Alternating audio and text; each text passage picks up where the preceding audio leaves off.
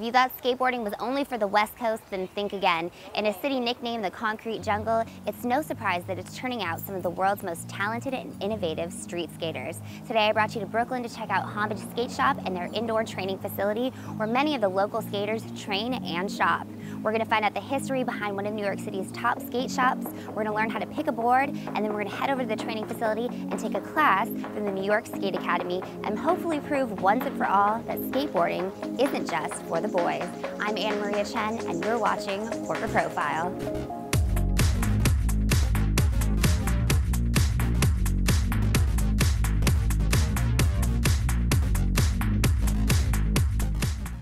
All right, I have Michelle Sauer here. She's one of the co-owners of the Homage Skate Shop and also the New York Skate Academy. And Michelle, I was wondering if you could give me, your background and your professional history, as well as Jose's experience in the skate world and how that led to what is now Homage. Yeah, definitely. So my background is in design. I've been designing clothing for about 12 years. When I moved to New York, I started working for Zoo York, which is a skateboard company. I was designing all their clothing and working on some of their boards. And I actually met Jose there. And at the time, he was teaching skateboarding at Chelsea Piers and running their skateboard program there. And together, we just felt like we wanted to do something a little bit different for skateboarding.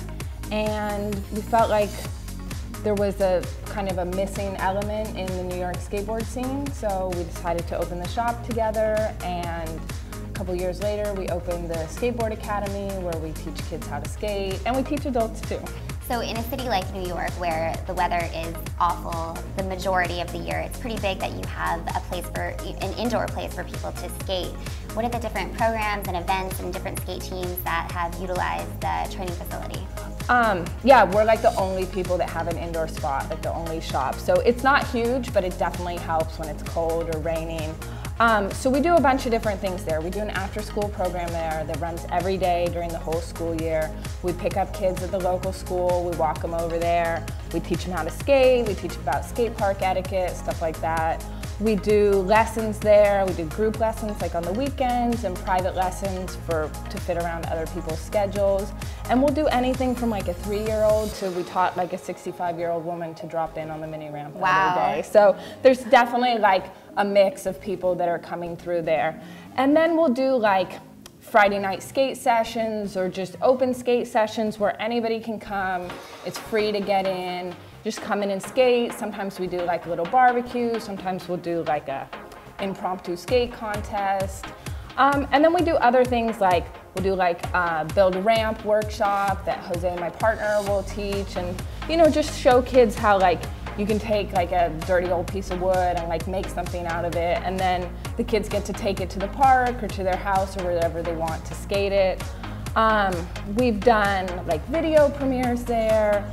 We've had like teams come in and skate, like the Death Wish team was in there like a year ago. It's just really open, but we also work with other companies too, like Stoke, like we loan it out to them so they can do like build-a-board workshops for their programs, stuff like that. Now, I've heard a few different stories about the name Homage and why you picked it. Do you want to set the record straight and tell us why you picked that name? Definitely. I mean, believe me, when we were trying to come up with names, like Jose and I had a list long of like 100-some names, but we really wanted something that tied back to like the roots of skateboarding and kind of why we wanted to do our shop and why we wanted to do something different. So Homage is really, it's a tribute. It's a tribute to everybody that has like paved the way to make skateboarding what it is today. Well, before we head over to the training facility, I feel like I need to find a board. All right. Should I go check in with Jose and see if he can help me pick one out? Absolutely. We have Jose Portes here. He's the other co-owner of Homage Skate Shop, and he's going to show us how to pick the right skateboard. Usually when people come in looking for a skateboard, they kind of gravitate towards the skateboards that look like skateboards, like, they have wheels and trucks on them. We would put together what we would put together for ourselves, so it's like, I can grab any one of these and go skating and totally be psyched with it. So if I wanted to put together a custom board, can you sort of walk me through step 1, step 2 on doing that? Yeah, come on through. So we have in this rack, we have cruisers. They're more like shaped boards with noses and tails. We have stuff that goes like to the 80s, right? super flat, no concave. Some people actually like that. And some people just buy it because it brings back memories from when they were, younger in the 80s skating. Here's a more contemporary board, right? And this looks pretty plain, right? It's, we call it popsicle, these shapes, because it looks like a popsicle. I kind of usually go and show them the local boards, companies like Shut, Tribe. And Shut's one of the first New York skateboard brands, right? Shut is the first New York brand, actually, from the 80s. And they resurrected this brand not too long ago, actually. Then you have Five Borough, which is also local. And again, popsicle, right? So look, you got a Five Borough board, and a Tribe board, you got a Shut board, and they all are looking the same, right? Here's a Toro board, which we haven't mentioned. This is also a New York brand, a pro skateboarder out of Queens. And then we have our local Shop board. But usually we just have the kit stand on the board. And if it feels good, then it usually is pretty good. All right, so should I just, grab a board and then we can take it over and see what the next step would be? Absolutely, see what you like.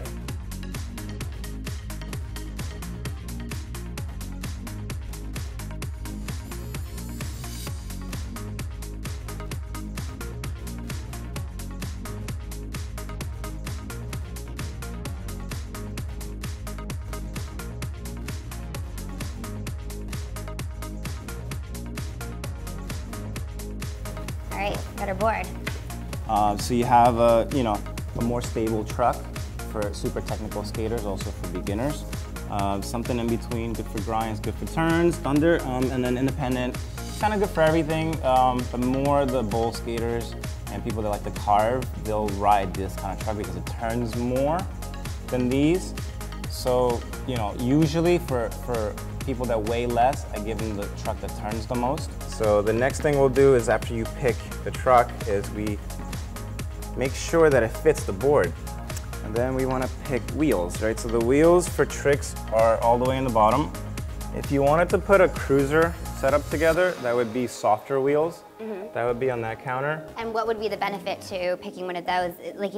The sidewalks here are very bumpy and cracked. Would that be beneficial for riding that type of? That's exactly what you would, you would pick a softer, usually bigger. It doesn't have to be bigger, just as long as it's soft, that'll do it for you. All right, so once we're finished with picking out the trucks and the wheels, then we go on to bearings. This guy's gonna have the least resistance, this guy's gonna have the most, meaning faster, slower. For a beginner, I kind of tend to gravitate towards the slower. So bearings, we have reds, and then we'll pick out grip tape. Usually we go with Mob because it's the grippiest. My philosophy is you can make more grippy, less grippy by just sanding it off. So I'm good to go? Take my first lesson? Yeah, you're good to go. So I have my skateboard instructor here, Mike Crowley, and he's going to show me the beginning steps to learning to ride a skateboard. So first thing is safety.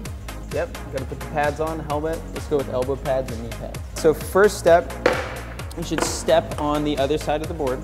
So you're going to take your front foot, which is your left foot, and you're going to cover up the inside two bolts on the front of the board like that. So why don't you try this here, lean on this foot a little bit and try picking your back foot up just a little bit like that. All right, so try leaning on this foot a little bit more pressure, and then stepping right onto the board real quick. So right now you can see the front two bolts. All right, you can see the back two bolts. You want to keep your knees a little bit bent, and you want your shoulders above your knees, which you're doing. So right now you're in riding stance. If you look forward, you're in riding stance. All right, so we got riding stance down. So to start moving, the first step you're going to want to do is you pick your heel up, front heel up, rotate your foot, and keep it at an angle so that you can see those three bolts with your heel on one edge and toe on the other edge, kind of like that. Yeah, okay. Now you're gonna lean forward on your front foot very slightly and just take your back foot, just bring it right down to the ground.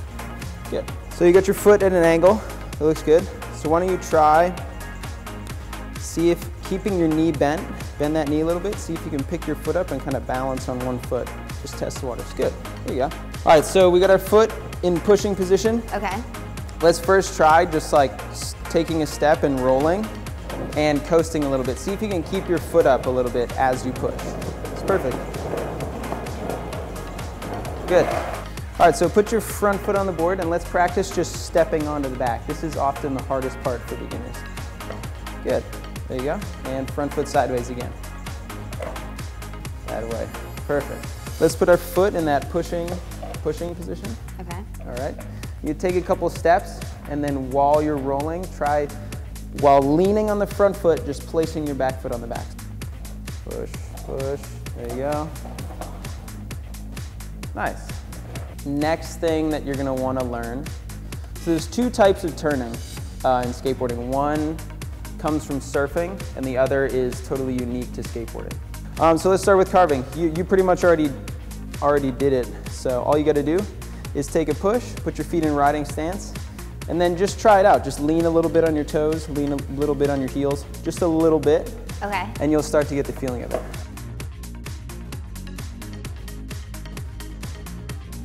The next thing I can teach is called tacking. And so first step, you're just going to want to get on the board in riding stance. All right, so for this one, riding stance is good. It's actually good if you take your back foot and scooch it just a little bit so it's fully on the tail of the board. Next step, okay, so you're going to bend your knees.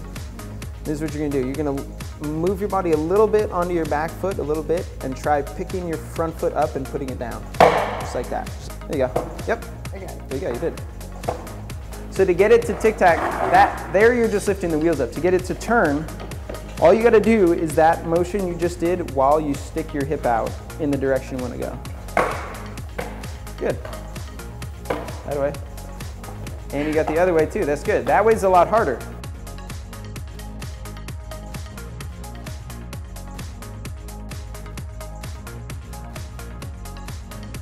One last thing that's good to learn, I often teach the kids, especially because it makes them feel like a real skateboarder, is how to pop your board up, just like this.